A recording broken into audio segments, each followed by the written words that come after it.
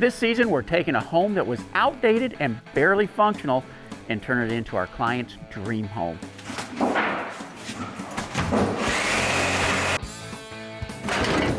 What do you want to get out of the house? I mean, ultimately, how do you want the house to be? Off a napkin. Off of a napkin. This is why we're so frustrated. Smile. You woke up in Texas, one of the fastest growing states in the country. Meet Jim Dutton. Tools make the job. It ain't a good day till we tear something up. Contractor and syndicated radio show host. Oh my goodness. Oh my gosh. Wow. Along with the Texas Home Improvement team. Oh, look how beautiful it is. Here to show you how to get the job done right and protect you from out-of-state bootleg contractors. And that's what you get when you hire a bootleg contractor. This is Texas Home Improvement.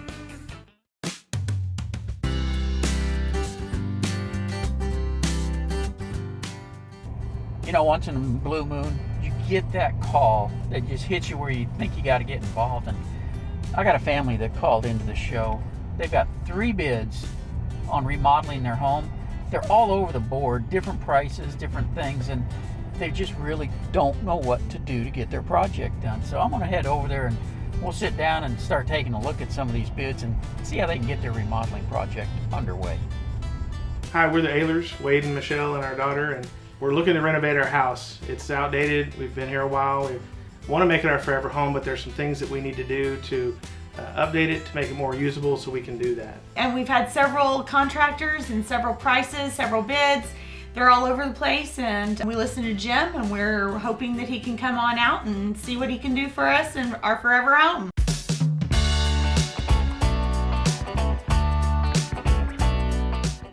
We're just really frustrated. We've had 3 different contractors, 3 different bids. One contractor was here for 15 minutes and just put out a number on a napkin for us. And the other one, the second one, was $10,000 more than that and had a little more detail. The third one was $15,000 to $20,000 more and very detailed, but just it wasn't what we were really excited about. Yeah. And the guy with the napkin, he actually called us like 3 weeks later and asked if we had more questions or if we were ready to proceed with the job. Off a napkin. Off of a napkin. This is why we're so frustrated. You know, we get questions about this every week. Listeners getting bids that are just all over the place. And yes, we even get questions about the napkin bids as well. Who's going to do a napkin bid? In fact, I took an email question about this just last week on the radio show. But here's the question. It comes from Joe. And Joe's getting his house remodeled. He's got 3 bids, 1 on a napkin, 1 verbal, and 1 who sent a full written estimate.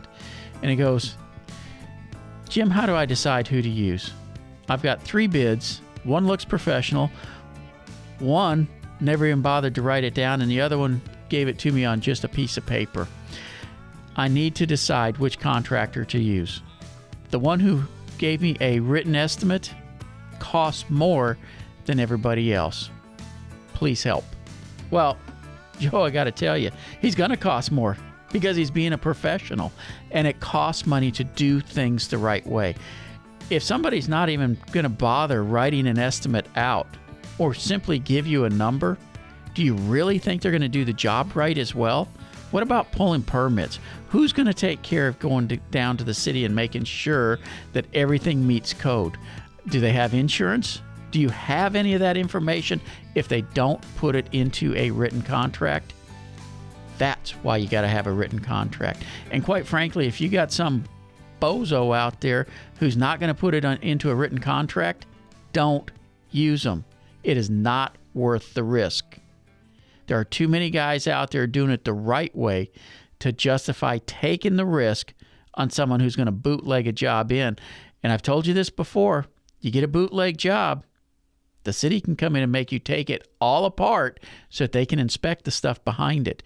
You don't want to find yourself in that situation. So use the contractors who actually take the time to do an estimate right, because that's a pretty good indication they're also going to work on the job right. What do you want to get out of the house? I mean, ultimately, how do you want the house to be? Okay, well, we've lived here 17 years.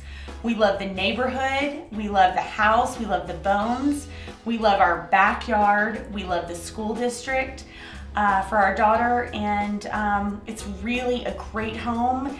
It's just not functioning for us at the time.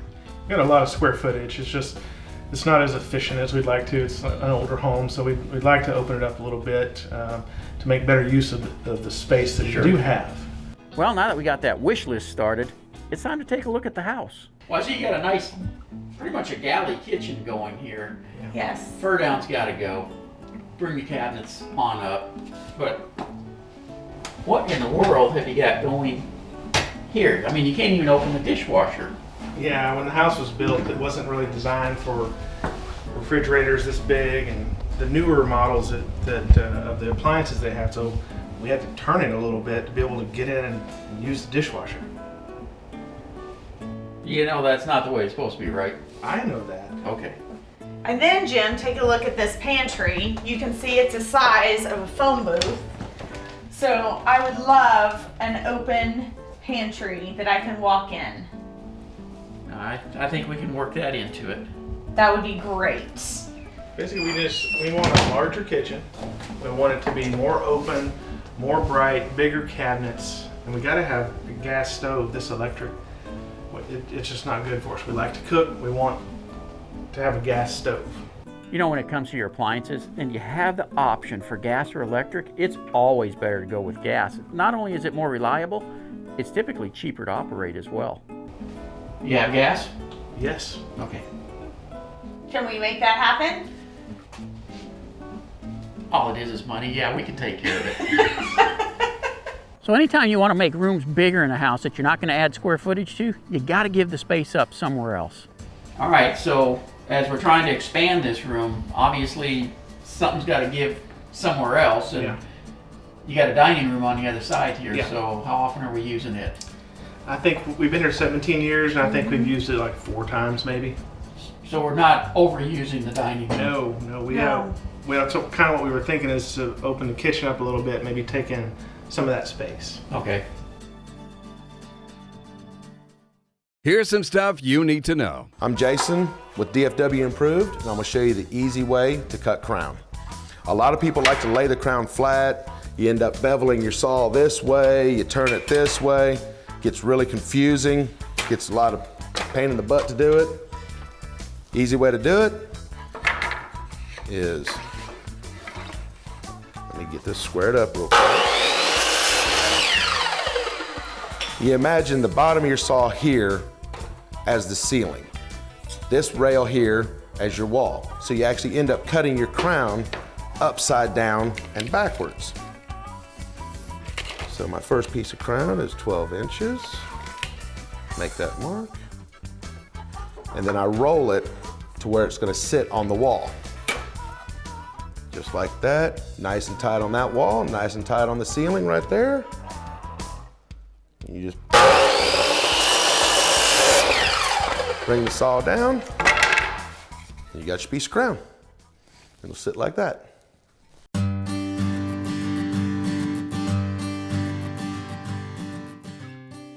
All right, so you talked about increasing lighting and, you know, having to obviously move in the kitchen, put more plugs in here as well. What do you got for electric service here? What's your breaker panel? I have no idea. Just a regular breaker box. Okay, we probably better take a look at that real quick. You know, anytime you're changing your electric system, whether you're adding switches, adding plugs, or just moving wires, you got to make sure that there's 2 items that are up to code. 1, the breaker box. And if the breaker box isn't up to code, it's time to change it out. 2 is going to be the size of the wire. A lot of people don't realize, but you add more plugs, your wire size has to be larger as well. All right.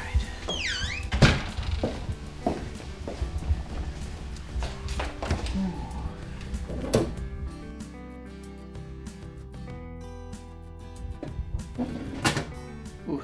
This is an old Federal Pacific box, and back in the day it was popular, but it's got to go because these things became a fire hazard. They had a bar down the middle that would short out, causing fires in all kinds of neighborhoods. And so regardless of what else we do on this house, we're going to make it safe, and this box has to go. Okay, now that we know what we're going to do with this old Federal Pacific box, let's take a look at the last room in the house. But you got a nice family room going here. What do you want to do with this room? Well, we like this room a lot. We spend a lot of time in here watching movies and stuff, so there's not a whole lot that we want to do here, other than mostly cosmetic. We want to take the wainscoting off and retexture and paint. And then Michelle wants to change up the closet a little bit. Yeah, you can see this closet. It's just kind of a catch-all closet that has my baking stuff in it. So that belongs in the kitchen. it does belong in the kitchen, but it ends up in this closet. So there's not enough room right now. So as you know, I would like for that to go in the pantry, and then I would like to make this more useful for us. Okay. Like maybe a little sitting area or something like that with a bench seat, so backpacks, and you can take off your shoes and stuff when you first come in the house, and it can be there and not just blocking the walkway when you first come in the door from the garage. Well, and that'll open the room up a little bit too, pushing this back to the back wall of that. Yeah. That's exactly what we want. Yes. So not a lot of change here, just some minor cosmetic stuff, and kind of change that up a little bit. All right, so here's the things we're looking at. Making the kitchen larger, widen it out some, remove the fur down, so that opens up for bigger cabinets, so you got more storage space in that. An island with some seats at the end, so you got a great place still for family sit-down dinners and things. Yes. The dining room, you're not using it anyways. Let's do away with it. We can open that up for that pantry and an office area, so you still have a place to do work. The half bath sits out here in the middle. We got to move that over, get it kind of out of the way, which is going to move the wet bar. We'll move a bar area over where the existing office is. That opens up the living room, gives you more space for entertaining.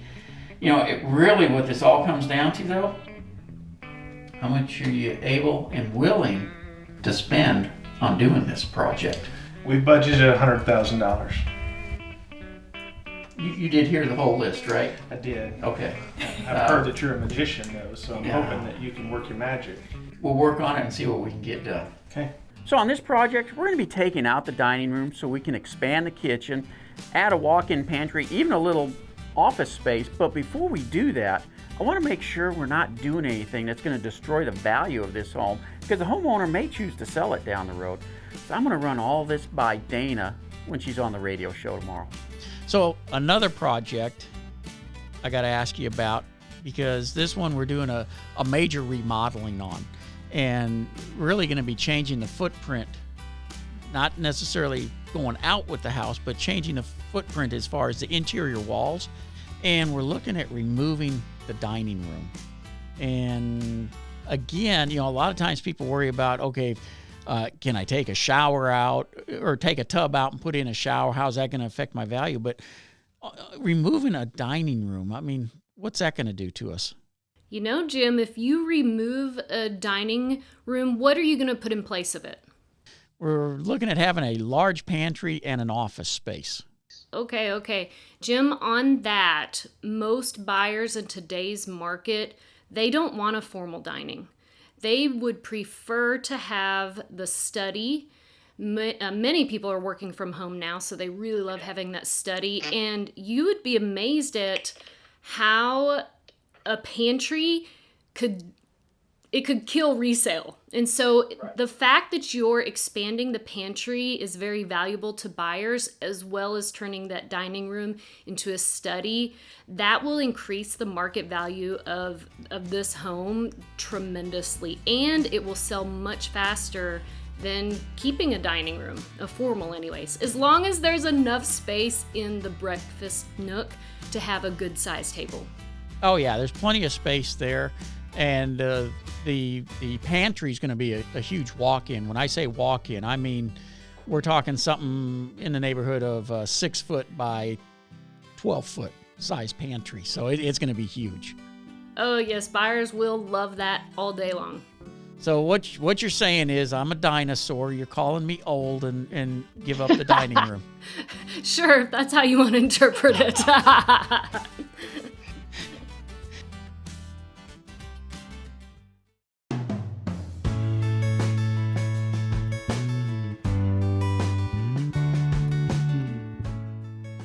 Well, we're here at DFW Improved. We're going to show you what a real contractor does, somebody who's part of the THI team. The difference, you're going to see real contracts drawings as far as what's going to be taking place. They carry insurance and have a gorgeous showroom. That's what makes a real contractor.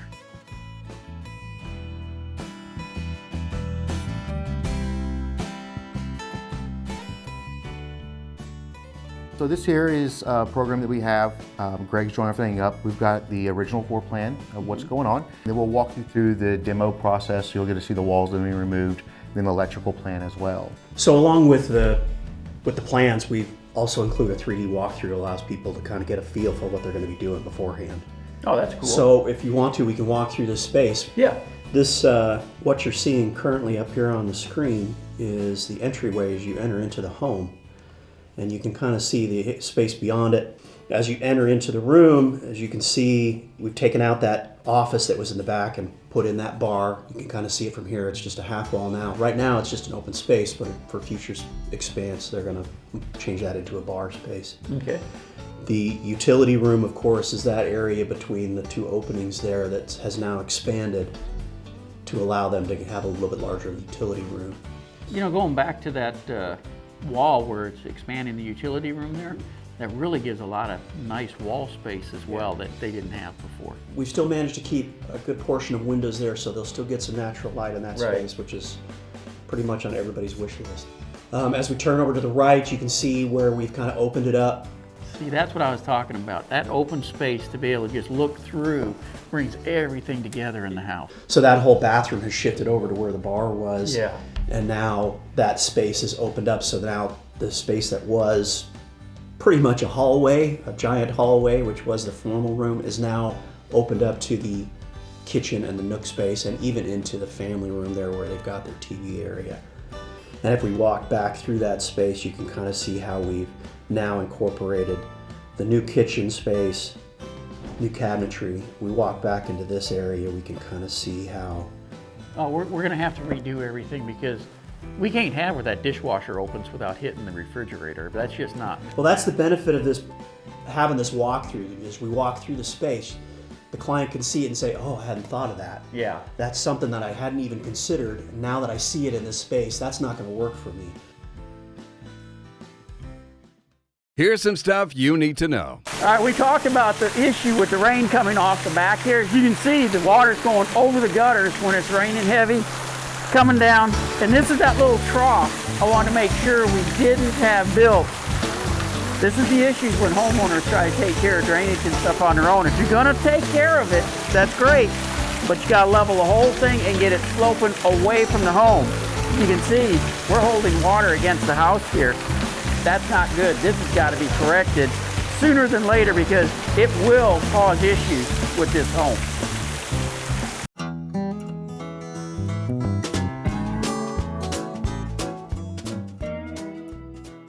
This, of course, is the office space, small closet in the corner as you walk through that door. And we have actually opened up the opening between the family room and the TV room there and the nook again to help invite that space in so it's all one open feel. So this here shows that we're going to be removing this wall, building in the new walls for the pantry, and there'll be just an even flow to be able to walk into the pantry into there. That pantry is almost another room. Just about, that's what she wanted. Yeah. So yeah, that was one of the issues was storage in this home. Yeah. You know, the older homes, their cabinet designs didn't have really a lot of big pantries and things. You know, this really opens it up where it brings this family room in with the rest of the house, kind of just make everything more inviting. It sure does, and and the idea behind this design is to actually use the square footage of this home, right? Where before they weren't using the square footage. So, go back over to the nook by the garage there. Okay, that's where we're taking out the closet and we're going to open that up. There was a closet there that was basically being used as, well, pretty much just storage, and they felt like they could get a better use out of it by changing it into a mudroom. So we've incorporated some cabinetry there, opened up the opening a little bit so that as they come into the house, it can become kind of a quote-unquote dump zone, I guess you could say. Yep. Timeline? We're roughly looking at between, I'd say, 13 to 16 weeks. Based upon, we will be pulling permits. We are going to be redoing the entire electrical system, just because we have to bring everything up to code. So So yes, part of the electrical we'll be doing is we're replacing that Federal Pacific box as requested. It is outdated, it's no longer in code. We've got to bring the whole home up to code now. So in that, we'll be replacing that and then also reworking all the electrical with all the new lighting. And so you wonder the difference between a contractor who throws numbers on a piece of paper or a napkin and a professional? This is the difference. Next week on Texas Home Improvement.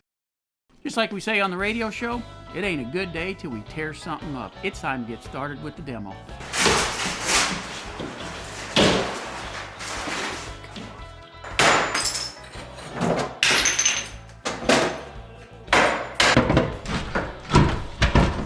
There is no plates. There is none. It is completely eaten away. Hey, got a question during the week? Go to our website, thipro.com, and click on the Ask Jim button.